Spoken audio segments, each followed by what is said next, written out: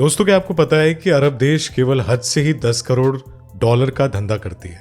क्या आपको पता है कि 1400 साल पहले यहाँ पर 364 देवी देवताओं की पूजा की जाती थी? उस समय यहाँ पर ऐसे और भी कई काबा हुआ करते थे जिसके बारे में इस्लाम हदीस में लिखा गया है। दोस्तों, क्या आपको पता है कि अब हजारों लाखों मुस्लिम इस्लाम को त्याग रहे हैं और वो खुद को भटका हुआ बताकर इस्लाम में किए जाने वाले अभ्यास को फरेब और झूठ बता रहे हैं? तो फिर आखिर हज का सच क्या है जिसे पूरी दुनिया से अब तक छुपा कर रखा है? तो क्या सच में भगवान ने इस मजहब के लिए कोई फरिश्ता भेजा था या फिर ये सब सोची समझी गई कहानी है? इतना ही नहीं बल्कि आखिर इस्लाम में जानवरों के साथ संभोग करना क्यों जायज माना जाता है? तो क्या इस्लाम धर्म को और उसमें किए जाने वाले अभ्यास को 1400 साल पहले किसी जगह से चुराया गया है? इसलिए अगर आपकी काबा और हज की सच्चाई नहीं जानते हैं तो वीडियो को आखिर तक जरूर देखना, क्योंकि इस सच्चाई को पूरी दुनिया से छुपा कर रखा गया था। दोस्तों, हर साल लगभग 20 लाख लोग हज यात्रा करने के लिए सऊदी अरब जाते हैं। इसमें से 2 लाख मुस्लिम भारत से भी जाते हैं। लेकिन आपको पता नहीं होगा कि ये लोग वहां पर जाकर क्या करते हैं और ये उनकी यात्रा कितनी मुश्किलों से भरी होती है। वो ये काले रंग के पर्दे से ढके काबा के चारों तरफ 7 चक्कर क्यों लगाते हैं? चक्कर लगाने के बाद वो काले रंग के पत्थरों को चूमने की कोशिश क्यों करते हैं? तो क्या सच में ही इब्राहिम जी इसे जन्नत से लेकर आए थे या सिर्फ ये एक आस्था के नाम पर लोगों को ठगने का तरीका है? इसके बारे में पता लगाने के लिए आपको ये पता होना जरूरी है कि हज यात्रा हर मुस्लिम के लिए बेहद ही जरूरी होती है, क्योंकि ये इस्लाम के 5 अभ्यास में से एक मानी जाती है। क्योंकि इस्लाम के 5 फर्ज रोजा, कलमा, नमाज, जकात और हज होते हैं। इसमें से 4 तो कोई भी मुस्लिम व्यक्ति घर में रहकर भी अदा कर सकता है, लेकिन 5वां फर्ज पूरा करने के लिए उन्हें सऊदी के शहर मक्का जाना पड़ता है, जिसे हर एक मुस्लिम को जिंदगी में एक बार जरूरी करना होता है, क्योंकि इस्लाम की कुरान में इसे भगवान का सबसे पहला घर बताया गया है, जो कि मक्का शहर में है। और हज की यात्रा को अल्लाह का हुक्म भी माना जाता है। हज करने के बाद ही इन्हें जन्नत नसीब होती है। हाजियों को मक्का जाने के लिए खास किस्म की कपड़े पहनने पड़ते हैं। ये कपड़ा सफेद और बिना सिला हुआ होता है। इसी यात्रा को पूरा करने के लिए काबा की परिक्रमा करना, साफा और मरवा पहाड़ों के बीच शैतान पर पत्थर फेंकना, पशुओं की कुर्बानी देना और सिर मुड़वाकर घर चले जाना आदि शामिल है। लेकिन वो काबे की परिक्रमा करने के बाद उसमें लगे हुए काले पत्थर को जरूर चूमते हैं, जिसे वो जन्नत से आया हुआ मानते हैं। इस पत्थर का जिक्र हदीस में किया गया है, जिसमें कहा गया है कि पैगंबर इसे चूमकर खुदा का शुक्रिया अदा करते थे। ये परंपरा तभी से चली आ रही थी, लेकिन अब लोगों की ज्यादा संख्या के कारण सभी का इस पत्थर को चूमना बहुत ही मुश्किल है। इसीलिए सभी मुस्लिम इस पत्थर की ओर खड़े होकर अपनी दुआ मांगते हैं।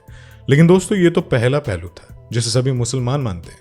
लेकिन अब आज के मॉडर्न जमाने में बहुत सारे ऐसे लोग हैं जो इस सभी को एक कॉपी की हुई परंपरा मानते हैं। अपनी बात को सच साबित करने के लिए वो कई तरीके और सबूत भी देते हैं, जिसे सुनकर सच्चा मुस्लिम भी सोचने पर मजबूर हो जाता है। तो चलिए आपको भी वो राज बताते हैं। सबसे पहले काबा में 364 देवी देवताओं की मूर्तियां पूजा हुआ करती थी, जिनकी पूजा अरब के लोग करते थे। लेकिन जब पैगंबर ने इस्लाम मजहब को स्टार्ट किया था तो उन्होंने इन सभी मूर्तियों को नष्ट कर दिया था और उसकी जगह इस काले पत्थर को रखकर 4 दीवारी करके कमरा बंद कर दिया था। कहा जाता है कि पहले अब के लोग देवी देवताओं की पूजा करने के लिए उनकी परिक्रमा किया करते थे, जिसे पैगंबर ने हूबहू काबा की परिक्रमा का रूप दे दिया।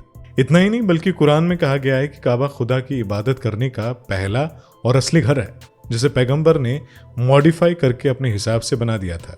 इसके बारे में किसी भी इतिहास की किताब में ना ही जिक्र किया गया है और न ही इसका कोई आर्कियोलॉजिकल सबूत मिला है। असल में इसे अरब के कबीलों ने ही बनाया है, जो पहले अरब में रहा करते थे। इन्होंने ही इस काले रंग के काबा को अपनी पूजा के लिए बनाया था। 520 ईस्वी में इस्लाम की असली कहानी की शुरुआत हुई थी, क्योंकि उस समय मोहम्मद पैगंबर और उनके द्वारा बनाए गए इस्लामी फर्ज का कबीले द्वारा विरोध किया गया था। इसीलिए वो मक्का छोड़कर मदीना चले गए और जहां पर मोहम्मद ने अपने इस्लामी सोच का प्रसार किया, जहां पर लोग इनके साथ बड़ी संख्या में जुड़ने लगे। इसके बाद 530 ईस्वी में मोहम्मद साहब फिर से मक्का में वापस आ गए और उन्होंने मक्का की सभी मूर्तियों को तोड़ दिया और लोगों से जबरदस्ती तलवार की नोक पर इस्लामी नियमों को मानने पर मजबूर कर दिया। इसके बाद इस्लाम की शुरुआत होती चली गई, जिसके कारण अरब में इस्लाम का जन्म हुआ, जो कि आज तक पूरी दुनिया में फैला हुआ है। वहीं दूसरी तरफ इस्लाम के रिवाजों की कड़ी भी कबीलों से जुड़ी है। आप जानते होंगे कि इस्लाम में जानवरों की कुर्बानी दी जाती है, लेकिन ये रिवाज भी अरब के कबीलों का ही है, क्योंकि उस समय रेगिस्तान, पेड़ पौधे न होने के कारण वो केवल जानवरों को मारकर खाते थे।